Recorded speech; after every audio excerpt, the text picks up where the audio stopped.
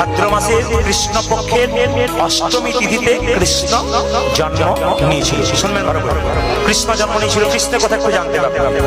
কার কারাগারে জন্ম নিয়েছিল? কংসের কারাগারে জন্ম নিয়েছিল। কংসের বাবার নাম ছিল উগ্রসেন। তাহলে বাবা যদি কৃষ্ণ ভক্ত হয় আর ছেলে যদি অসুর হয়, তাহলে কিন্তু একটু জানতে হবে ছেলের কিন্তু জন্মের দোষ আছে। তার একটা প্রমাণ দেখে নেবেন।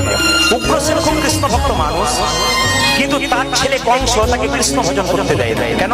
সে কিন্তু কৃষ্ণ বিরোধী। কেন হয়ে গেল? খুব সূত্র শুনে শাস্ত্রের কথা শুনে নেবেন। কংসের মায়ের পেটে যখন কংস জন্ম নেবে, তার গর্ভে যখন আসেন, তখন তার মা বনের মধ্যে বিচরণ করছিলেন। আর সেই সময় দ্রুমিল নামক এক রাক্ষস উগ্রসেনের রূপ ধারণ করে তার সঙ্গে মিলিত হয়। আর তারই ঔরসে জন্ম হয় কংসের।